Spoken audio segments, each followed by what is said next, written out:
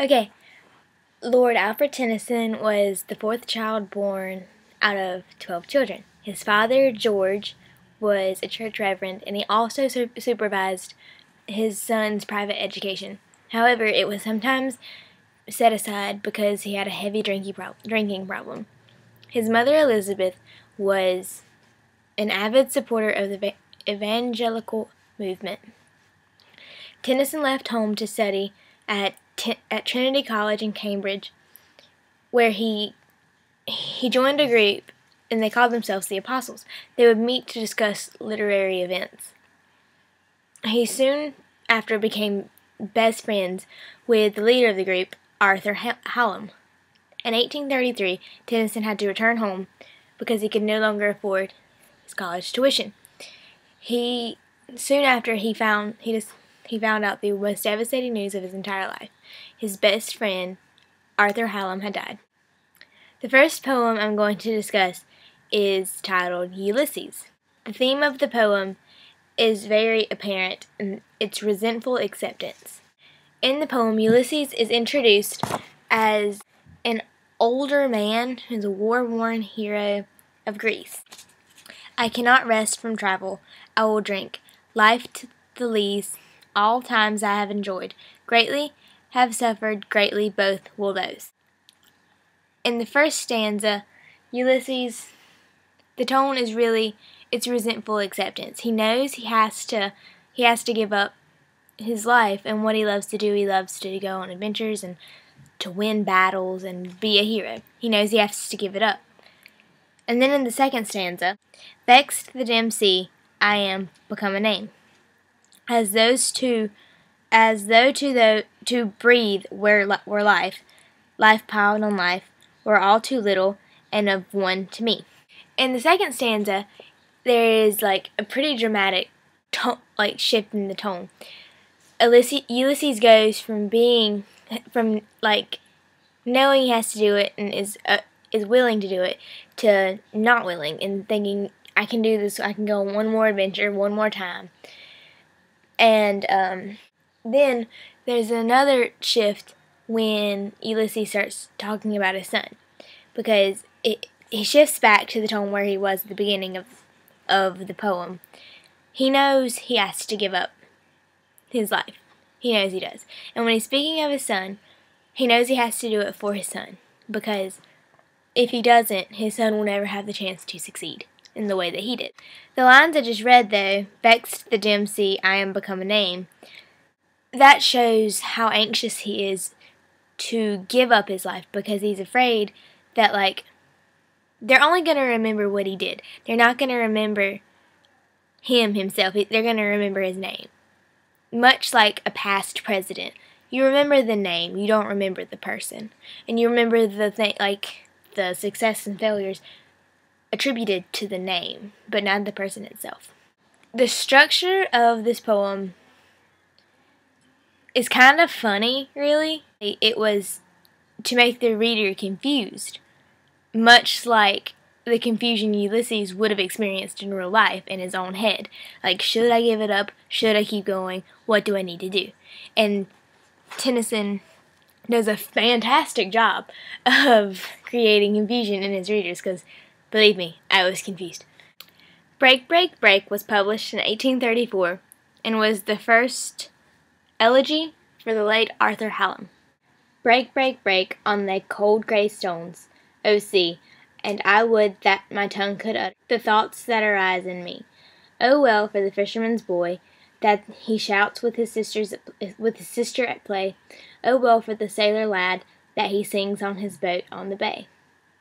And the stately ships go on to their haven under the hill. But oh for the touch of a vanished hand and the sound of a voice that is still.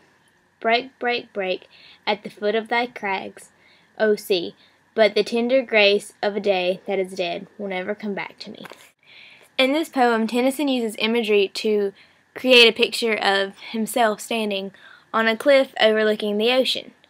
He's watching the water crash on to the rocks and rush upon all the land. The rushing water from the ocean represents the thoughts that he's having rushing into his mind about the death of his friend. In the first stanza, the terms cold gray stones, they're meant to represent the hardened heart of Tennyson after the death of his friend.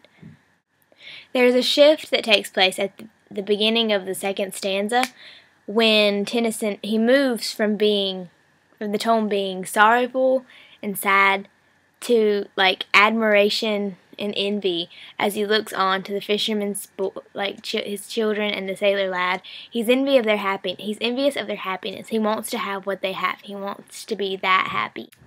And then in the third stanza, he says, and the stately ships go on to their haven under the hill.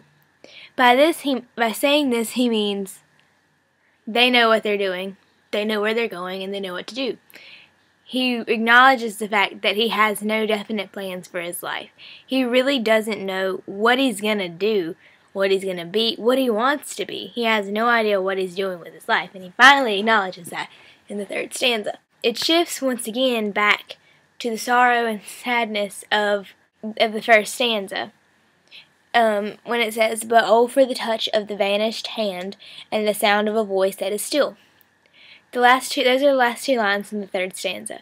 They really, show how much grief Tennyson was going through when dealing with the death of his friend. And in the poem, it's really mainly about how he can't express his grief and how it's killing him because all he can think about is his friend, and he doesn't know how to deal with it, and he can't express his grief or anything like that. In the last stanza, he finally realizes that even if he were able to deal with his grief and just deal with the pain, it's not a solution to the problem. His friend is still going to be dead. It's not going to bring his friend back, and he'll never have his friend again. As I was reading some of his poems, I realized Tennyson often compares feelings to nature, and I chalk that up to the time period it was in. He lived during a time of great scientific developments, and he used poetry to work out conflicts between religious faith and scientific discoveries. Crossing the Bar was published in 1889, just 3 years before Tennyson's death, on October 6, 1982. Sunset and evening star, and one clear call for me. And may there be no morning of the bar when I put out to sea, but such a tide as moved too full for sound and foam, when that which drew from out the boundless deep returns again home. Twilight and evening bell, after that the dark, and may there be no sadness of farewell when I embark, for though from out our bourne of time and place the flood may bear me far, I hope to see my pilot face to face when I have crossed the bar. In Crossing the Bar, Tennyson is the speaker, and he is speaking about his own impending death. Sunset and evening bar. By beginning the poem with this, it automatically puts the reader in a setting at the end of the day. And this is a metaphor for Tennyson being at the end of his life. And may there be no moaning at the bar. Tennyson expresses that he has accepted death and even welcomes it, and he pleads that his family members and friends will also accept the fact that he is dying, and they are as well. And he doesn't want them to mourn over him, and he doesn't want them to cry at his funeral or anything. He wants them to be okay with it. In the poem, bar in the title and sea in the fourth line of the first stanza, they're both extended metaphors. The sea is almost crossing the bar represents the barrier between life and death. The sea is almost like the journey through life until one comes across the sandbar. Once you have crossed over the sandbar, you may continue on the other side of the sea. This represents living, dying, and the afterlife. Lines 9 and 10, twilight and evening bell, and after that the dark, are further evidence that this poem represents Tennyson's lifetime. The speaker makes sure to have a definite distinction between things he knows will happen and things he hopes will happen. The last 2 lines of every stanza represent something he knows will happen and something that he hopes will happen. The 3rd line in every stanza represents what he hopes, and the 4th line represents what he knows. And may there be no moaning of the bar when I put out to sea, when that deep which drew from out the boundless deep turns again home. And may there be no sadness of farewell when I embark. I hope to see my pilot face to face when I have crossed the bar. The structure of the poem itself, here's what it looks like. I have some notes written in it, but it's this one.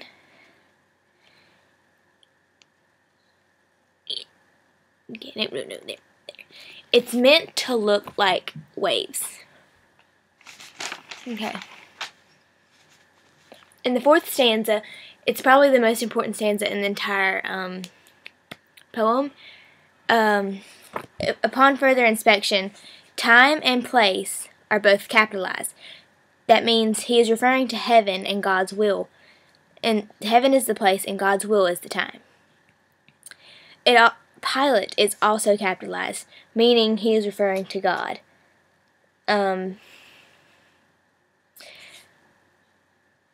This just gives further evidence to the fact that he was a Christian and that he knew, like, these are things that he knew were going to happen. Yeah. So, Tennyson was greatly influenced by science and religion in his poems. Alright, that's all. Thanks for watching.